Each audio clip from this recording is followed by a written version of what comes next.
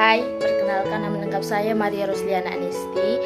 Saya mahasiswa dari Universitas Nusa Cendana Kupang, Fakultas Ilmu Sosial dan Ilmu Politik, jurusan Sosiologi semester 2. Kali ini saya akan membuat sebuah parodi dari buku yang saya review, yaitu buku ke-11 mata kuliah Sosiologi Komunikasi.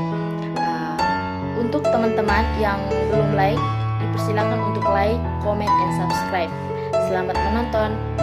Yang pertama akan dijelaskan sebuah kerangka untuk mengkomunikasikan perubahan sosial. Komunikasi untuk perubahan sosial dibentuk di tengah-tengah vektor globalisasi, baik dalam menghasilkan transformasi politik ekonomi di skala besar di seluruh negara bangsa, ditangkap dalam globalisasi sebagai pembangunan, dan dalam merupakan proses partisipasi aktivis yang menolak marginalisasi efek globalisasi top-down.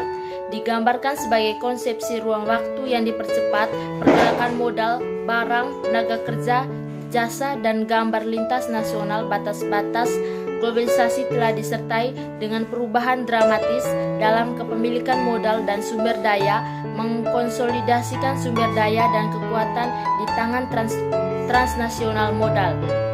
Kerangka kontemporer globalisasi dapat ditelusuri kembali ke pembangunan antar usaha yang berusaha untuk membuka negara bangsa untuk transnasional yang berbasis di Amerika Serikat.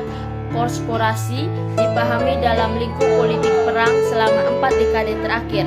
Politik dan pengorganisasian ekonomi dunia telah disusun kembali di bawah bingkai karya neoliberalisme, mengkristal dalam ideologi pasar bebas, dan ditandai dengan finalisasi ekonomi global, minimalisasi negara dukungan untuk program kesejahteraan, dan minimalisasi hambatan perdagangan bebas, konstruksi simbolik, dan proses komunikasi perubahan sosial. Pendirian telah menjadi inti dari transformasi neoliberal global ekonomi, dibentuk oleh Lembaga Keuangan Internasional atau IFI sebagai Bank Dunia, Dana Moneter Internasional, dan dunia organisasi perdagangan di satu sisi, dan badan-badan pembangunan seperti itu sebagai Badan Pembangunan Internasional Amerika Serikat, Departemen Pembangunan Internasional, dan Swiss Aid di sisi lain disebut sebagai lembaga perubahan sosial yang dominan. Yang pertama akan dijelaskan budaya sebagai statis.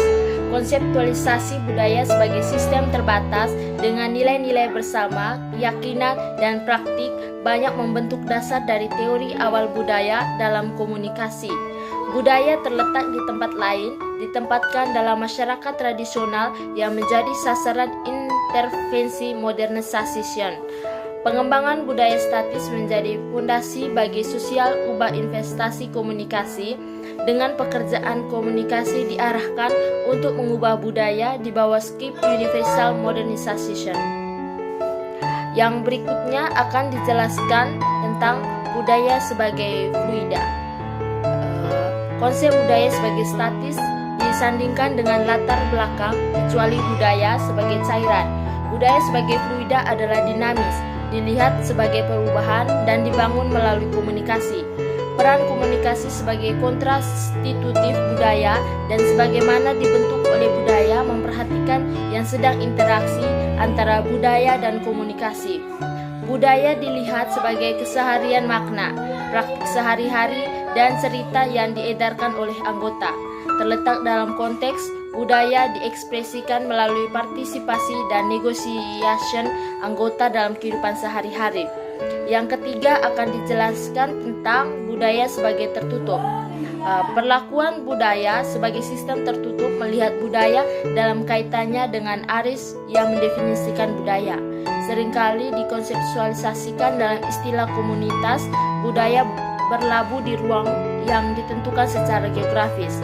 Studi tentang budaya kemudian mencari nilai-nilai bersama. Makna bersama dan praktik bersama itu dibatasi dalam ruang. Yang keempat, dijelaskan budaya sebagai terbuka. Pengembangan budaya sebagai terbuka memperhatikan cara budaya berinteraksi satu sama lain, mengubah diri mereka melalui interaksi ini. Penekannya di sini adalah pada ruang pertukaran dan aliran di antaranya budaya. Proses komunikatif menciptakan peluang transformation bekerja melalui interaksi yang terjadi antar budaya. Konsep seperti hidrabitas, kosmopolitas, dan peniruan adalah beberapa di antaranya contoh yang mengacu pada gagasan aliran budaya dibangun di atas konsep budaya sebagai terbuka. Berikutnya akan dijelaskan budaya dan struktur. Dalam berbagai perlakuan budaya tersebut, konsep budaya ditempatkan di dalamnya hubungan dengan struktur, meskipun sebagian besar struktur tetap tidak ada diskusi budaya dalam komunikasi untuk perubahan sosial. Dalam struktur yang mengganggu konsep communication dan perubahan sosial perlu diintegrasi, bahwa konsep struktural transformasi menunjukkan peran komunikasi yang berlabuh komitmen sosialis menjadi dasar untuk berteori berbagai pendekatan komunikasi dan secara eksplisit memberi ruang bagi sosialis artikulasi dalam komunikasi untuk perubahan sosial. Hegemoni dari paradigma kapitalis dalam komunikasi untuk perubahan sosial telah artinya secara paradoks percakapan tentang perubahan sosial telah menjadi dibentuk dalam logika moral. Dengan komunikasi perubahan sosial bekerja tepat untuk yang berikutnya, budaya dan makna. Budaya menawarkan template interpretatif yang melaluinya partisipasi budaya celana panjang memahami kehidupan sehari-hari mereka. Selain itu, berarti banyak hal yang terus bekerja dalam pembangunan budaya dengan kekuasaan konfigurasi yang berfungsi untuk menopang makna tertentu yang melayani status quo. Begitu pula dengan budidaya dari arti khusus karena budaya sering dibentuk dalam lingkungan yang lebih besar logika monik. Sejalan dengan itu, makna budaya juga menawarkan dasar untuk politik perubahan transformatif. Yang berikutnya akan dijelaskan tentang budaya dan perlawanan. Dalam buku ini kami secara khusus akan memperhatikan peran resesif budaya. Dari relevansi khusus adalah kapasitas resesitif budaya.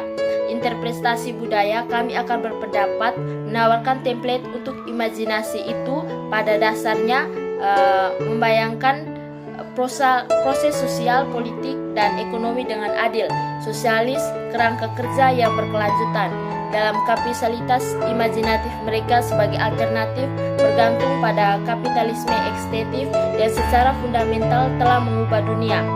Perlawanan budaya menawarkan jalan untuk mata pencarian yang ternamet dalam praktis kehidupan budaya.